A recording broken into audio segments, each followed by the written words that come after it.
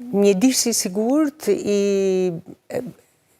është një kontekst ose hapësirë e cila është që përdoret në hapësirën digjitale, në të cilën së pari personi ndihet i respektuar dhe i dëgjuar.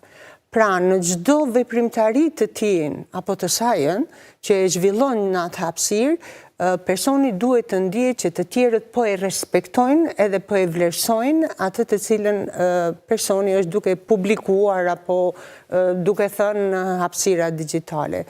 E dyta, po mendoj unë që një hapësirë e sigurt është kur ti ndihesh kompetent edhe ke kompetenca digjitale.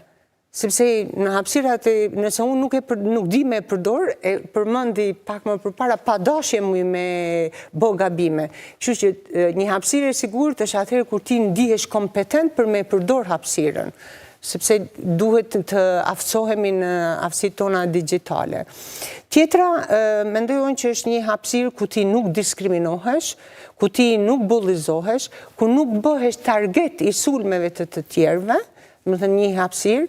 E dyta është, e treta, për i bjen me rënd, është që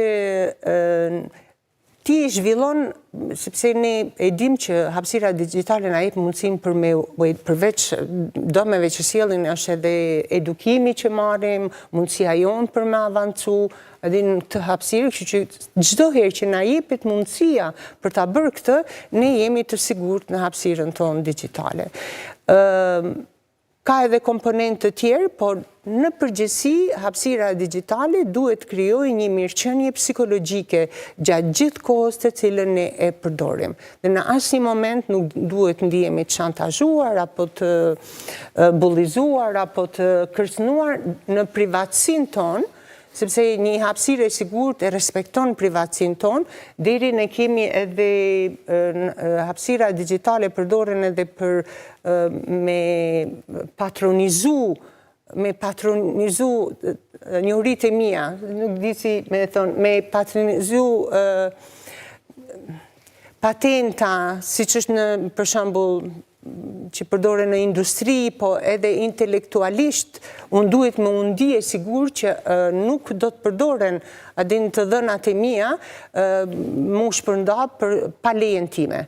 Sepse kjo ndodh, edhe kjo e bën hapësirën e sigurt, kur unë kam fëmijë të cilët për shembull në marrëdhënie personale kanë bë fotografi dhe personi tjetër e ka publiku pa lejen time. Pra, një hapësirë e sigurt është atëherë kur unë respektohem edhe unë marr vendime për se çfarë duhet të ndahet.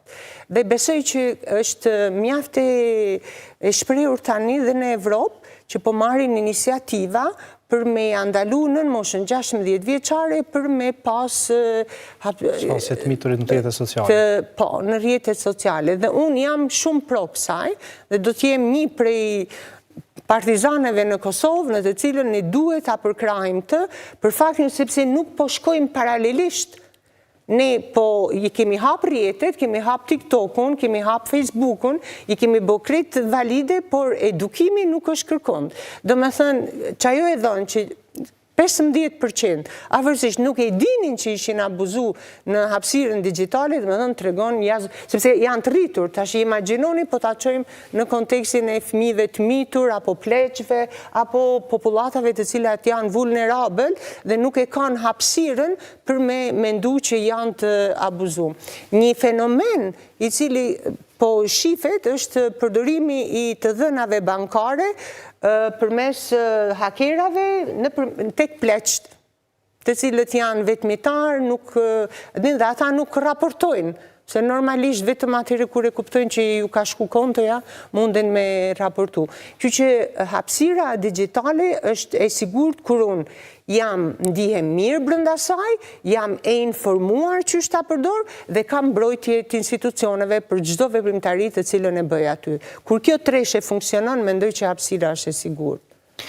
Zotëri Gashi, dhuna digjitale kërkon reagim të menjëhershëm dhe kapacitete të avancuara edhe teknike.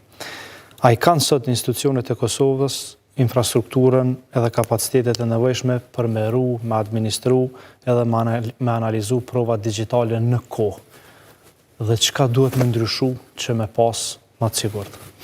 Aktualisht institucionet e vendit, mbi të gjitha, çështja shumë e rëndësishme që është legjislacioni. Mendoj që Kosova nuk është e mangët për sa i përket legjislacionit. Qysh prej vitit 2010 është ligji për parandalimin e krimit edhe kibernetik edhe luftimin e krimit kibernetik. Në anën tjetër ka edhe një varg ligje që e mundsojnë parandalimin e krimeve kibernetike. Në anën tjetër, institucionet e vendit kanë ngrit kapacitete teknike dhe kur flasim për përdorimin e platformave apo shërbimeve që i ofrojnë institucionet e vendit, mund të themi se niveli i sigurisë është më i avancuar. Duke pas parasysh që kapacitetet në të kaluarën kanë qenë relativisht mira edhe vazhdojnë të jenë, por që ripërsëris ka mungu ndoshta një ngritje e kapaciteteve teknike. Siguria kibernetike edhe lufta kibernetike është permanente. Gjithmonë institucionet e vendit i ekspozohen sulmeve kibernetike. Edhe nasa po flasun tash këtu, kemi atje sulme kibernetike në platformat dhe në sistemet e informacionit që përdoren dhe ofrohen nga shteti. Mirë, po kjo dën investim, dën përkushtim, dën politika prioritizim të politikave të investimeve në fushën e teknologjisë dhe rritjes të nivelit të sigurisë kibernetike, gjë që nëse krahasojmë këto 3 vitet e fundit ose 4 vite, nuk shohim se ka pas një fokus të veçantë në ngritjen e kapaciteteve të sigurisë kibernetike dhe në parandalimin e krimeve kibernetike, duke ngrit infrastrukturë, duke përditësu legjislacionin e vendit, edhe duke ngrit kapacitetet njerëzore. Dhe ne për çdo ditë i ekspozohemi rreziqeve që kuadrot më të mira të ekspertëve të teknologjisë informative dhe të sigurisë kibernetike ikin nga tregu i Kosovës dhe shkojnë të gatshëm në tregun. Ne investojmë këtu, ata shkojnë të gatshëm në tregun evropian, tregun perëndimor. Nuk do doja të them se Bashkimi Evropian ka fokusu shumë fonde, investime, organizata ndërkombëtare që krijojnë dizajnojnë aktivitete ndërkombëtare në bashkërendim me shtetet e ndryshme që të luftojnë krimin kibernetik si aktivitete të përbashkëta. Për shembull, rregulloria për mbrojtjen e dhonave personale apo GDPR-i që njihet në Bashkimin Evropian ka hyrë në fuqi në 2018, në maj 2018 dhe të gjitha kompanitë detyrohen të nënshtrohen atij legjislacioni që të parandaloj abuzimin ose keqpërdorimin kibernetik.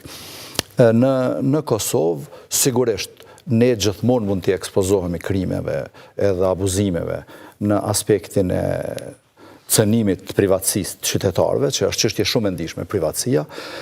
Mirë, po kjo nuk duhet na bëjë që ne të frigohemi nga sistemet e informacionit, po duhet të krijojmë ambient të sigurt për përdorimin e sistemeve të informacionit. Kuptohet kjo si pasuri, si resurs i kohës, si kapital, mos shihet si frikë teknologjia, por që ne duhet të fokusohemi në ngritje të kapaciteteve, në vetëdijsimin e përdoruesve, në dedikimin e kapaciteteve njerëzore, teknike dhe intelektuale në zhvillimin e ambienteve të sigurta, por që të shfrytëzohet ky resurs i kohës.